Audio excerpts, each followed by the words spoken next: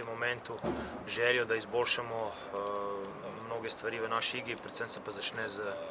dvoboji, z željo po osvojeni žogi, z željo, da pretečemo veliko, da te osnovne stvari, ki so vezane na motivacijo,